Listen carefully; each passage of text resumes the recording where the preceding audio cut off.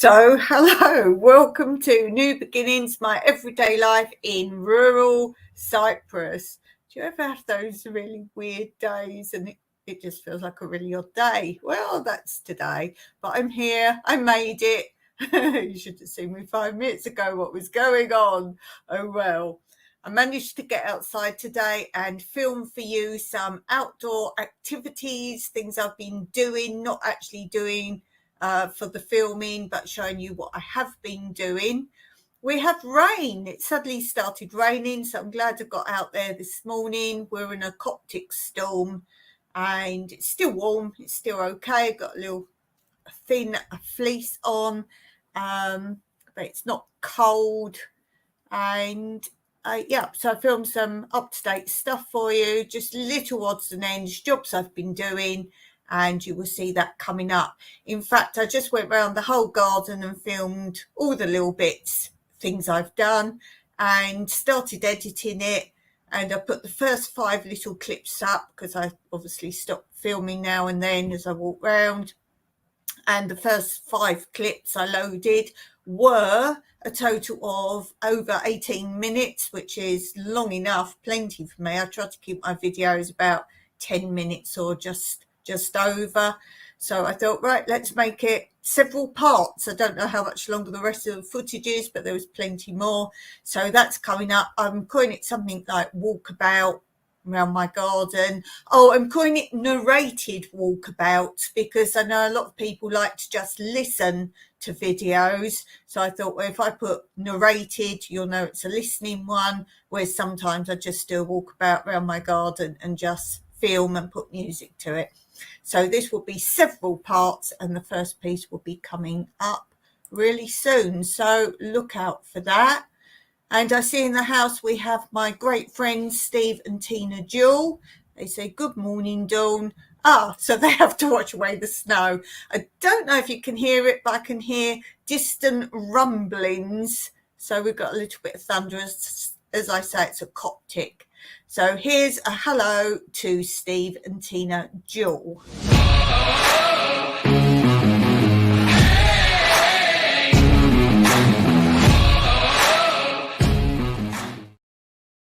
So yes, if you hear any little crashes or bangs, I don't know how well you can hear outside because I'm right by the window here. You can see the pink curtain now. Something's up here. You can see more than normal and you can see me. And I said to my, oh dear, I can't wear my pyjamas anymore now doing my lives. Because when I'm not well, I tend to get ready for bed early afternoon. And then I get all snuggly. Can't do that now. It's a different lens on the camera, I guess. It's a wide angle or something. I've been messing around with my computer. Doesn't really help. Steve and Tina say they just did a mega 3-hour, 15-minute premiere. Just birds feeding. Yes, I've watched a couple of your birds feeding. Yes. Did you sit on there for 3 hours 15? Good grief. Good grief. And what was the most awesome bird that was on that premiere? What was your most awesome bird? Let me know what that was. And before I forget, we should do quote of the day. So I will update these again soon. But for now, this is the current Monday quote corner.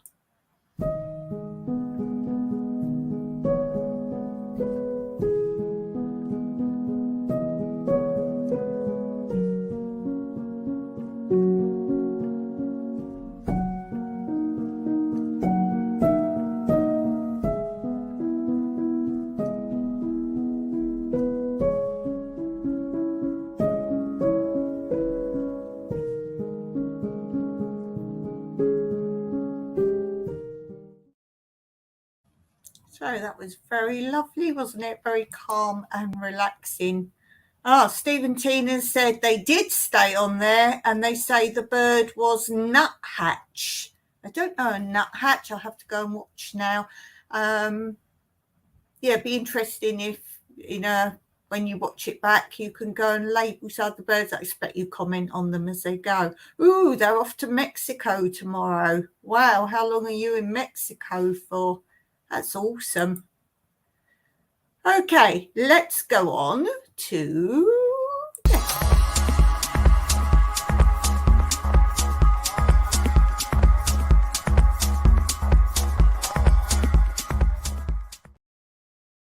So I was getting into my herbs a little bit, so I thought I would share with you a bit I want to read next about flowering herbs. This is the way I do my research. I do it on my lives, 2 jobs in one go. Ooh, Steve and Tina are off for 10 days. Have a lovely time, my friends. Absolutely. So flowering herbs. The flowers of the culinary herbs are not all as flamboyant as poppy or as prolific as fennel. Many are inconspicuous. Balm is an example. Balm flowers are sought after eagerly by bees and others. However, massed and concentrated with care, they can prove to be decorative enough. Where the gardener would like to see more vividly coloured blooms among the leafy herbs, especially those kinds which can be cut for arrangement, there are several herbal kinds, annual, biannual and perennial. Not all are suitable for cooking, but they can be used for pot pourri and similar purposes. Among these, to mention but a few, are the glorious poppies, as I said before, pot marigolds, borage, and vivid blue alkanet, fragrant-leaved bergamot, yarrow, there's a beautiful red rose variety, and bistle. If there is enough space in the garden, other plants to choose from are the old-fashioned strongly scented roses, honeysuckle, jasmine, cistus, mock orange, winter sweet, elder, tutson and marrow as well. So plenty to choose from there. Steve and Tina talk about their bird video. Do go and check it out, guys. Good enough to get a bird book. Oh, good idea to get a bird book and name the birds. Yes, you know we're looking at birds as well in this at the moment when I do my Book Nook piece today. We'll look at another bird there. And then formal herb gardens. What of the special herb gardens that some people wish to create? Gardens where the keynote is traditional formality and a certain amount of uniformity, such as a garden is best planned on paper and later on the ground before you begin to plant. For the actual designs may need a great deal of thought beyond that of visual concept. Where it is a gardener's dream to create a nook garden with geometry-shaped beds, each neatly edged with perhaps thyme, dwarf lavender, hyssop, the paths which run between them are an important part of the design. These need not be very wide, but they should be wide enough to allow for traffic and for actual gardening. They can be surfaced in various ways, paved or gravelled. One such garden was even paved with cockle shells. Alternatively, they could be planted and covered with carpeting thyme or chamomile, in which they should be wide enough to take a mower for those reasons. So far as the plants which are grown within these formal edgings are concerned, there is a danger that if one sets out to grow only those plants which can be clipped, so they're maintained at one level, usually a little higher than the edging, the gardener may find that the range may not be as wide as been hoped and that many culinary herbs are excluded. Where it is hoped to include the tall plants such as fennel, lovage, angelica, tarragon and apple mint, for instance, these need to be placed in such a way that their presence does not mar the symmetry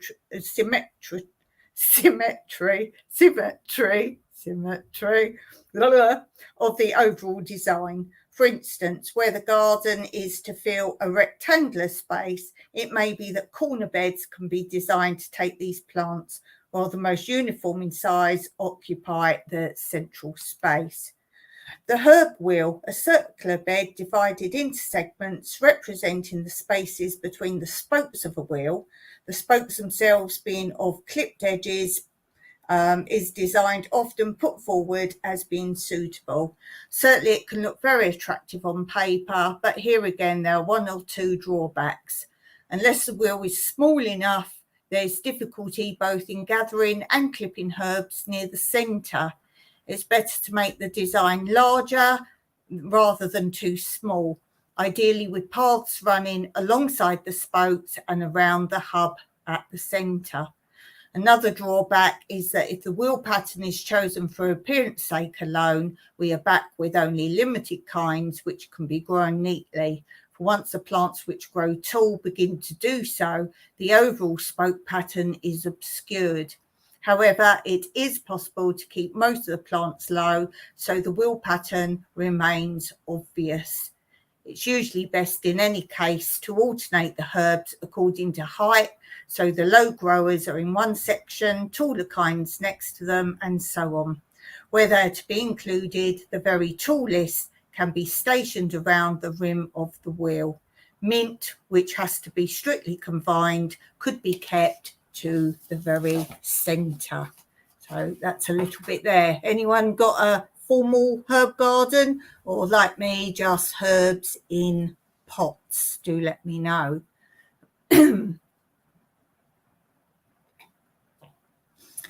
Okay, might take a breather for a minute. Let's go on and take a look at a little bit of what I grow.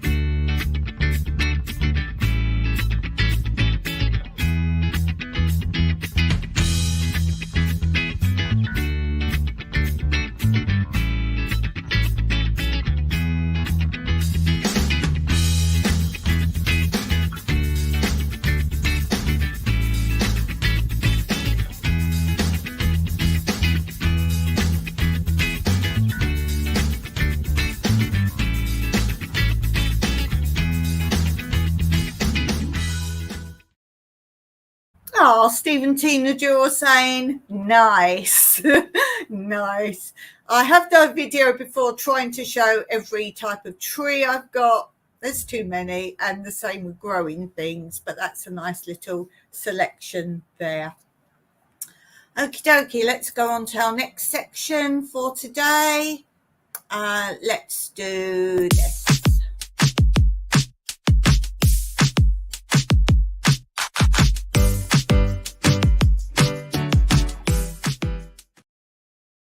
So I'm going through my bird book. This is British birds, but of course you're going to get these birds many different places as well. I see we have in our chat, we have Ashley's Allotment Adventures. So here is a big hello to Ashley.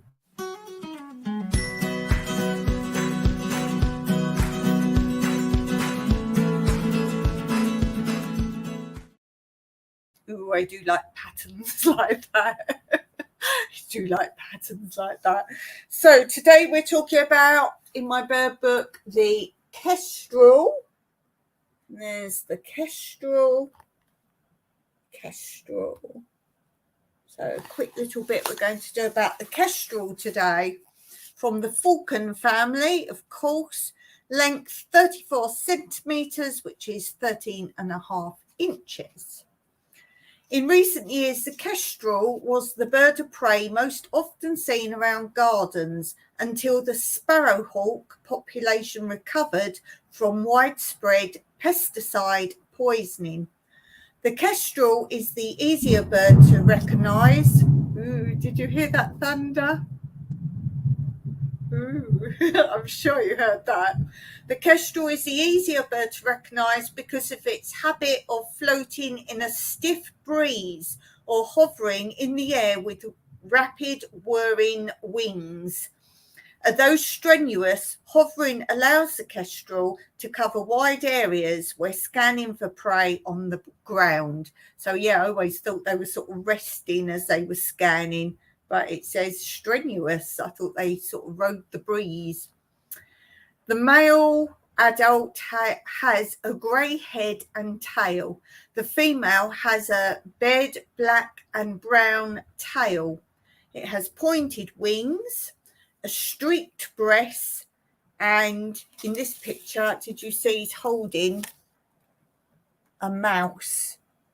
Can you see he's got a mouse? I like the way they've labelled it. Look, mouse. Mouse. Did you not know that was a mouse? Recognition. The kestrel can be distinguished from the sparrowhawk by its more pointed wings and streaked breast. Feeding. The main prey is mouse. The main prey is rodents, large insects and earthworms. That must be like a tiny snack, I would think. But kestrels may ambush small birds by dashing behind hedges like a sparrowhawk. On the bird table, put meat scraps that encourage vermin, and even fat and biscuits are taken on rare occasions. The remains of bones of rodents are regurgitated in their pellets. Nesting. No nest is built, but a lining of sticks and straw may be added to a hole in a tree, an old nest or a ledge on cliffs and buildings. Nest box, they like open-fronted nest box. Voice. During the breeding season, listen for a shrill kee, kee, kee.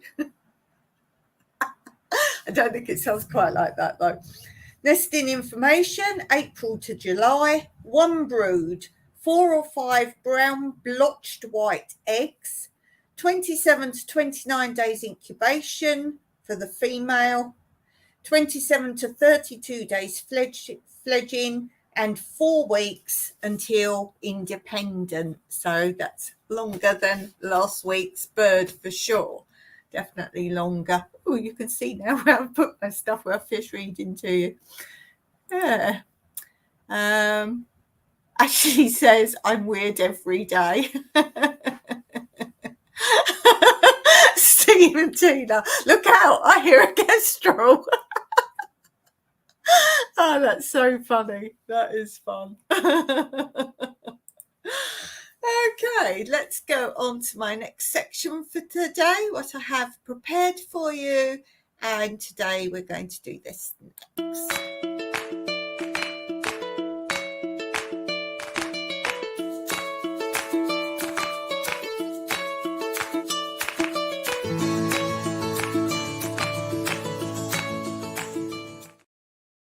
Yes, we're coming up to carnival time here. Can you believe carnival time in Cyprus? That is coming up soon. So talk about Cyprus. 58 days before Easter, we begin the 10-day carnival period, the lifting of the meat-eating period before Easter. As this day always falls on a Thursday, and because a lot of meat is roasted and pastries fried, the air is thick with the odour of food. Smelly Thursday, we call it. And it means smoke coming from the grilled meat. This in ancient times was offered to the gods of Olympus. The gods of Olympus. Then we have, I was just checking the chat there, it's Ashley saying hello. Where are we? We have pastry fingers, dactyla. Dactyla means fingers. With ground almonds and cinnamon and sugar. We also have a type of syrupy cake that looks like rolled up vermincy, or rather Weetabix. I call it Weetabix, or shredded wheat I actually call it, which is also filled with almonds, cinnamon and sugar. So with these and other good things to eat, Carnival begins and lasts for 10 days. The traditional town for Carnival in Cyprus is Limassol, where people dress up every night and go from house to house or go dancing all through the night. You go to work in fancy dress costume all this time as well. And I've said before, if you don't dress up and walk around the streets like daily in your daily life, you are the odd one out. That's how many people do it. Ashley saying, I've got wide angle eyes. I do have a squint, handy for looking round corners. Very funny, Ashley. So the first Sunday of this time is Cheese Eating Sunday, where ravioli with cheese, egg and a mint filling are cooked, and when another type of cream sweet cheese puffs are also fried. On this Sunday, a children's parade is held in Limassol, and hundreds, and I do mean hundreds, of children dress up and compete for prizes. The nicest and oldest custom in Cyprus is that of mad or silly mask. This custom is also prevalent in some villages. Groups of children and grown-ups, as much as the children, dress up in old rag they can find and go from house to house, teasing anyone who opens his door to them. Their faces are covered with masks and always have, of course, slits for eyes and mouth. At every house they visit, they're offered sweetmeats, cakes, etc. And while they're trying to eat, which is not possible, the hosts have to guess who they are, because you have to keep your mask on to eat, hence the hole for the mouth. So it's quite a fun thing to do, quite fun. Very often they do guess correctly, and if they're friends, they too will be dressed up and then go and join the company all together and go on to the next houses. This goes on until it's a very large happy crowd, dancing, singing and teasing whoever they meet. It's an unwritten law that you are not allowed to lift a mask during carnival time. We don't sleep in them. We don't sleep in them. The last Sunday of Carnival is Meat Eating Sunday, and the typical thing to cook is the ravioli with the mincemeat filling, and also the mince meat instead of cheese filling, and of course meat is now eaten in abundance. On this Sunday, thousands and people from all around the world come of visitors streaming to Limassol to watch the big carnival parade with floats. And at night, people dance till the early hours, which is Clean Monday. Clean Monday sets an end to carnival and the fasting begins. Ashley's hypnotized. He's mesmerized by the hanging gold and red decorations. But as you see, now I have the wide angle camera on. It's not big enough anymore. Hence why I've shifted over this way. You can see more of what I've got out. You can see the bottom of the community friendship tree. I don't know. I don't think I've got much more of this left.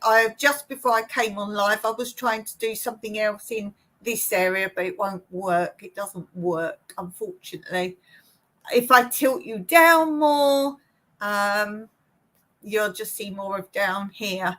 As you can see, you're at the ceiling over there. You can see the ceiling. So I don't know. I think I'm all right sitting here, and we'll just have to go with that.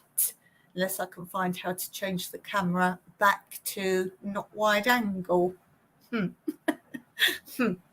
So that's basically that. Yes, these were actually you know, I've got a dance studio on my property. We built it, and we built a full-size stage there as well. I don't know if you guys have seen that. If you've not watched all my videos, there is a whole playlist about building it. These were the curtains like round the whole stage. The ones hanging here aren't full length like it looks like a curtain. These were like odd ones that fell off, and bits of them, and I kept them for crafts. So I thought, well, why not use them for my backdrop? So I've still got, because it's not a stage anymore. You have to watch my whole series to see what it's all about. As I say, it's got a playlist. So these are all that are left. I've got little short ones, but I don't think I've got enough. I don't really want short ones hanging here, because when I'm not here, it's going to look a bit funny. Thinking, what's the difference? Dawn change her hair? No. No, it's actually not tied up today. It's often tied up. But no, the camera's gone wide angle. Settings have changed on my laptop. So you normally I think you only had me to about here before, and you didn't have that. It's gone that way and that way. So I don't know whether I'll leave it or try and sort it out. Hair does look different. Yeah, it's down. You normally see it like that. Yes, so I think, yes, you see up to about here, because I don't think you see the bottom of the flowers. Yeah. So lens setting, yes. I don't know if any of you know how everything was gone, all my Gmails. I had such trouble getting back on here, because it was my original Gmail account. And then when I did YouTube, I've got a different one for each one of those. I had all the passwords for that, but to bring up my normal Gmail, and that's the one where I have all sorts of stuff, private stuff on there that needs dealing with, and I couldn't get into it. And it says, put your Yahoo verification account in to reopen it up. I've never had Yahoo. And they were insistent it's a Yahoo account. I've never had Yahoo. And it took ages till Mike realised it was the account we set up when we first came here. I didn't have any accounts at all. And he'd set it up using his Yahoo account. Took us ages. Oh dear. So that took absolutely ages to figure out. So yeah, everything had gone. And because it's come back again, a lot of things, it's the new version. I don't like to update versions of things. You know, I have difficulty trying to get used to things, and I tend not to know what buttons I'm pressing. It's just a reaction. If I want that, it's there. So I can do things on the laptop. But if you say to me, how do you do that? I'll have to sit, I don't know, and do it slowly and see where I'm going. I just know where things are. So now everything's updated itself to the current version. So I don't have to do a lot of things now on my computer. I edited a film today, and that took forever because the format I use is updated. What was the other thing that's updated? Oh, YouTube now is like the phone app YouTube, and it's all black background. I don't know if any of you got the YouTube up on your phone, and it's all black background with white writing. Now, because of my brain condition, I can't read white writing on a black background, hence why I don't use my phone for YouTube. I only use my phone for shorts, and I don't need to read anything. And I've asked, how do I change the black background in YouTube? So far I've got no reply. If any of you know how to do that, I've gone through all the settings. There's nothing on the settings. It's not my computer settings, it's YouTube. So if any of you know, how do you change the black background in certain type of YouTube? I mean, now I'm on StreamYard now. I was going to say it's normal now. I'm on StreamYard, but on YouTube. So I won't be visiting you lot for a while till I can figure it out. I cannot look at the black background, white writing. So everything's updated. All my functions I use, everything. It's like updated itself. Stephen Toon said updates can be a pain. I don't like to do updates. I've always found as well, when I do like run a cleaner through the laptop, it always wipes out all the Gmails and you have to type all your codes in and verification. I have to do that every time as well. That's pretty annoying. It really is. Oh, I've missed a comment up here from Ashley. He says one of his neighbours has a special indoor herb garden in his loft. Yes, my friend, our friend Glitterweld, Shirley, she has very interesting plants that she likes to share on her lives. She's got some very interesting plants there. Okay, let's move on. Oh, my favourite section. Let's do this.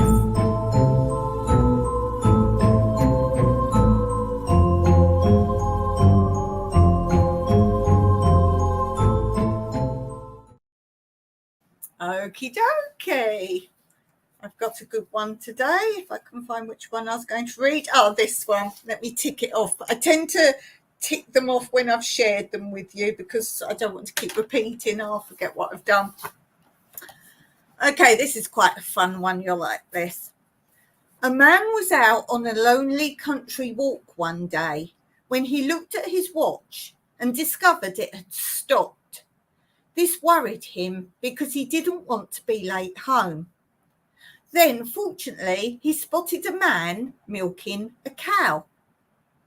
So he went up to him and asked him, "Can you tell me the right time?" "Yes, indeed I can, sir," said the man. "And right to a few minutes." He sat down again on the milking stool and pressed the cow's udder and looked carefully. "Ah, 3:15, sir," he said. "Oh, I'm so grateful," said the walker. "I do think it's wonderful the way you people who live deep in the country can judge things by physical phenomena. I suppose you're able to tell the time some way by the pressure of the cow's udder, your knowledge of when she was last milked, and so on." "No, sir, not quite like that, sir," said the man. "It's like this. I get down on my stool and I presses her udders gently, like this. And then I look carefully, and that way I moved the udder and I could see the church clock."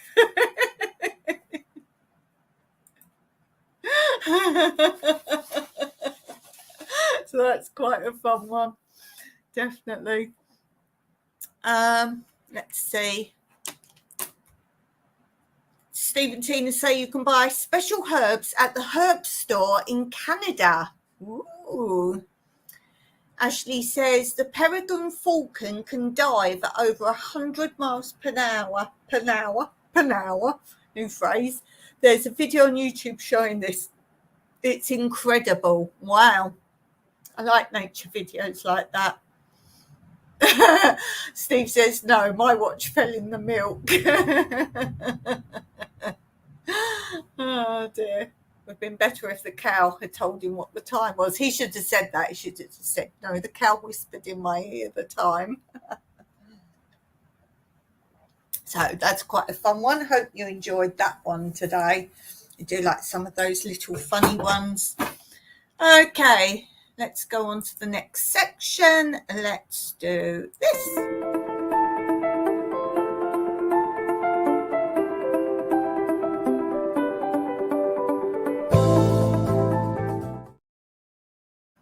So we have some sewing tips today, and I've got something very special coming up on the video soon. Yes, something that's added to my new embroidery collection. Yes, I edited it today. Don't know when it will go up, but soon. The reason I don't know, in case you're wondering, is the fact that I've got a lot of growing going on indoors and transplanted, which I was filming today. And obviously I've got to get those out before I can put in other things or they'll be completely out of date. So that's why I don't know when other edits are coming up. Okay, sewing tip. Let's do 3.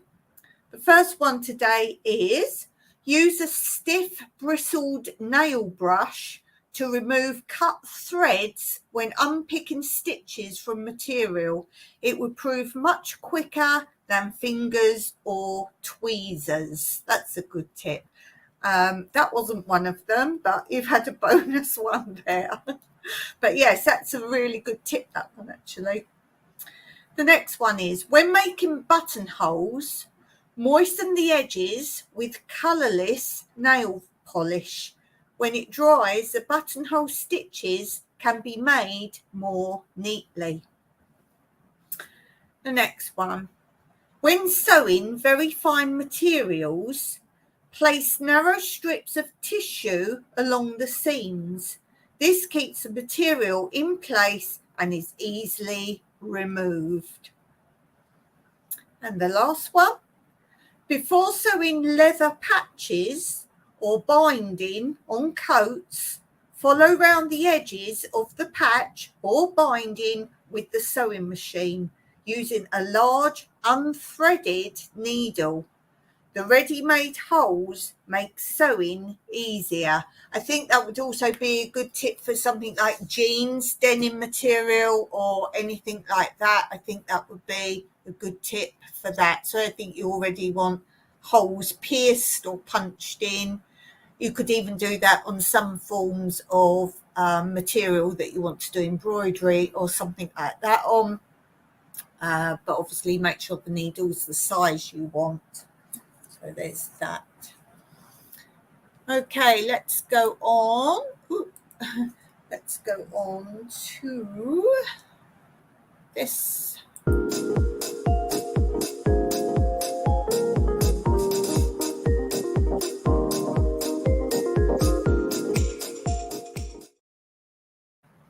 And I'll do a little promo at the moment for my playlist. I'm doing a different playlist promotion each month or so.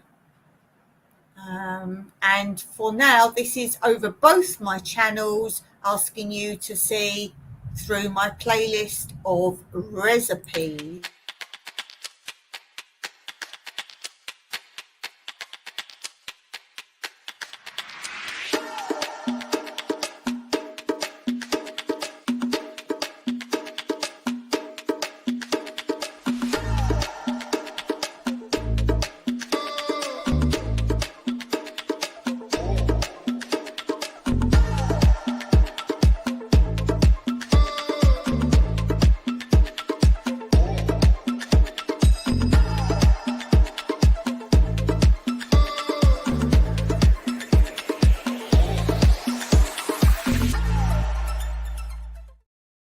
So do check those out. As I say, on my recipes, they're very easy, very quick, very frugal.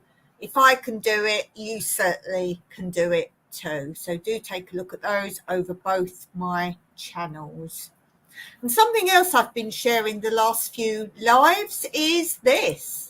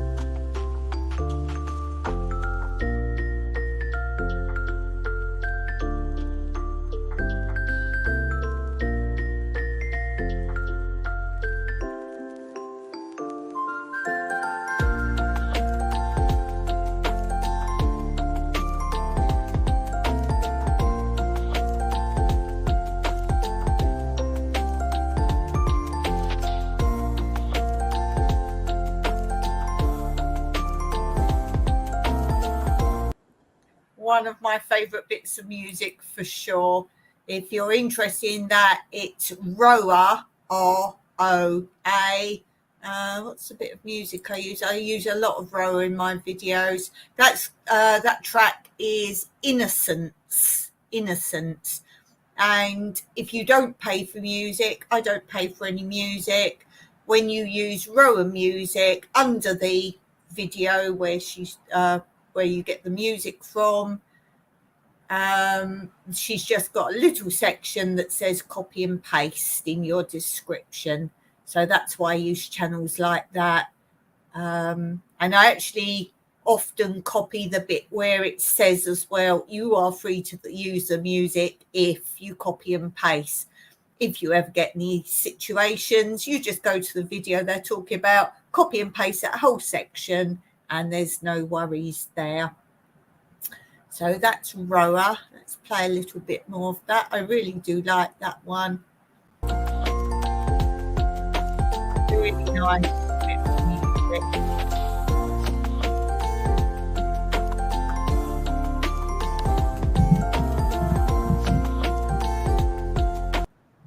So as I say, most of my videos, somewhere along the line, she's got so many tracks. If you like my music, odds are it's probably Roa. If you look in the description, you'll see if Roa's been used or not. And let's do a bit of this.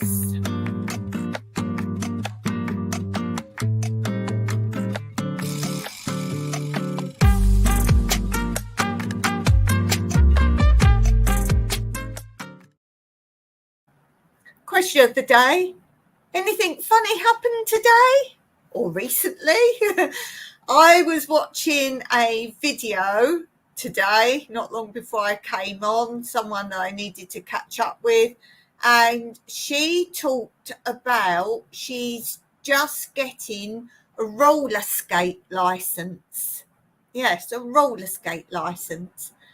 These Americans, they need a roller skate license. And I thought, what's that for? Some permit, is it, to roller skate in the street?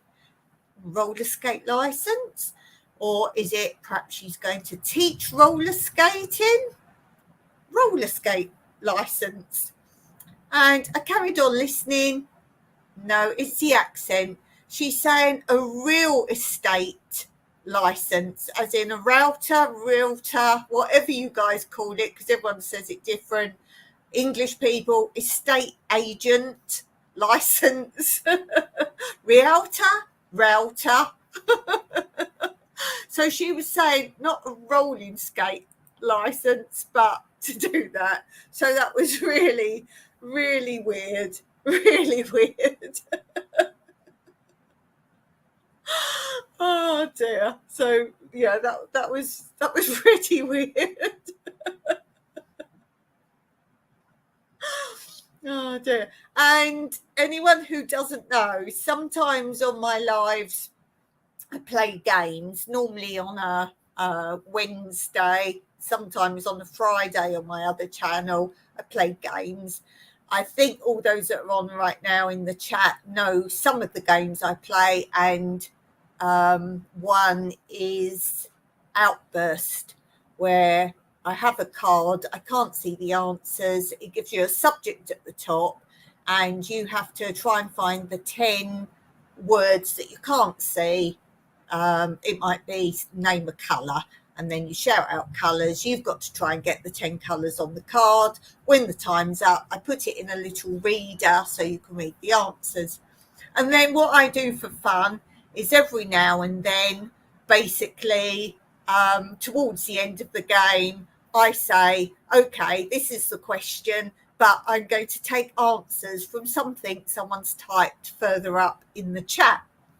And I just want to share my last episode, and a funny one of the funniest answers. So remember, it's a question, but I scrolled back to a comment further up in the chat for the answer. And I don't know if Steve and Tina are on for this one or not. And the question was 1960s slang. Yes, I'm sure Steve and Tina are on. 1960s slang, or words or phrases from the 1960s people would use. And I'm still laughing today a bit. I scrolled back up, and Blue's comment, slang or terms words used from the 1960s was, as long as it wasn't the clap.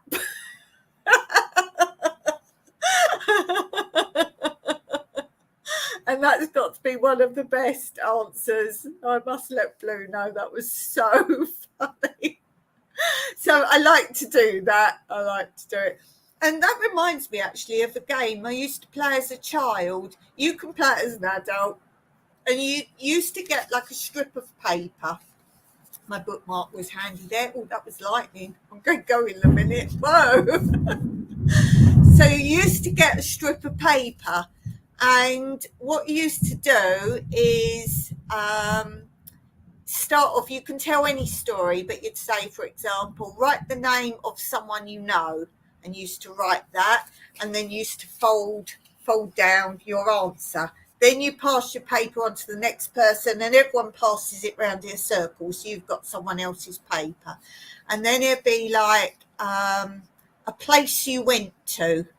So you could write that, and then you fold that over as well. And it goes on, and you say like an animal and all this thing, and then the worst thing you've ever done. You can just make up things, you fold it down. And then when you finish, you go, the person who's asking the questions then undoes them all, and each person has to read it out.